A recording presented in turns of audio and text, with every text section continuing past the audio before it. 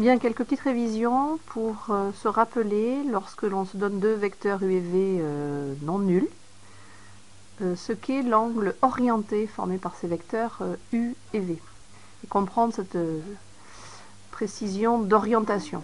Alors ici, u et v sont deux vecteurs dessinés dans des représentations dessinées à des origines différentes. Pour visualiser l'angle orienté qu'ils forment, on va tout d'abord tracer un représentant de U à la même origine que V.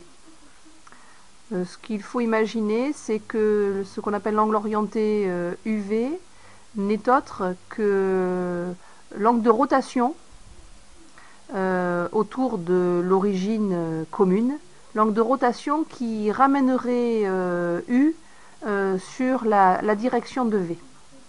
Donc la direction et le sens de V. Voilà, sachant que en termes de rotation, eh bien, soit on tourne dans le sens des aiguilles d'une montre, ici en pointillé, soit on tourne dans le sens inverse des aiguilles d'une montre. Du coup, on est amené à distinguer ces deux types de rotation.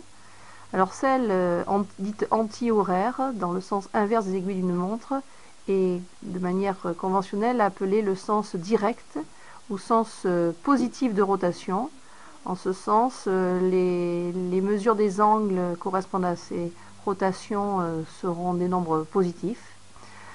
Au contraire, lorsque l'on effectuera une rotation dans le sens horaire, autrement dit dans le sens de rotation des aiguilles d'une montre, eh bien, on appellera ça, à contrario, le sens indirect, sens pour lesquels les angles seront donc de mesure négative.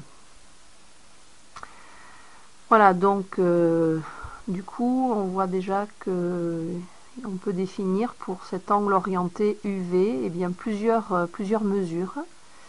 Alors si j'appelle par exemple alpha, celle de sens direct, ici qui semblerait être la mesure la plus directe en fait, c'est-à-dire en gros la rotation la plus simple, et bêta, celle correspondant au sens indirect. On va tâcher de faire un lien entre ces deux mesures d'angle et de manière générale essayer de définir toutes les mesures possibles de cet angle orienté UV. Alors si on tourne dans le sens indirect, si on tourne dans le sens indirect, c'est-à-dire de la mesure bêta, et puis si on continue encore à tourner, comme si on faisait une rotation de V vers U cette fois-ci, c'est l'opposé de l'angle orienté UV, donc de mesure moins alpha dans le sens indirect, eh bien on aura fait en tout un tour complet dans le sens indirect. Alors sachant qu'un tour complet, rappelez-vous que la circonférence du cercle est égale à 2π lorsque le cercle est de rayon 1, eh bien, l'angle ici dans le sens indirect correspondant à un tour complet est donc de moins 2π. Bien sûr, on travaille ici en radian. Autrement dit, bêta plus moins alpha ou encore bêta moins alpha est donc égal à moins 2π. Donc en isolant bêta, eh bien, on obtient donc que c'est égal à alpha moins 2π.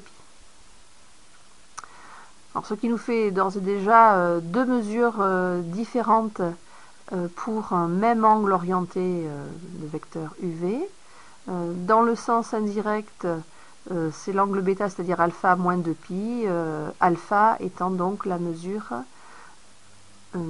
correspondant au sens direct, au sens positif de rotation.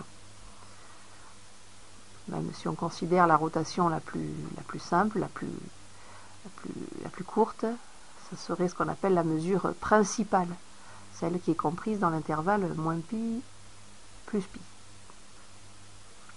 Voilà, mais on peut imaginer d'autres mesures encore en effectuant des rotations. Alors imaginez, on part du vecteur U, on se rabat sur le vecteur V, et puis non content de s'arrêter là, on continue en faisant encore une rotation d'un tour complet. Donc on part de U, on le rabat sur V d'un angle alpha, et puis on fait encore un tour complet, donc de mesure 2π radians.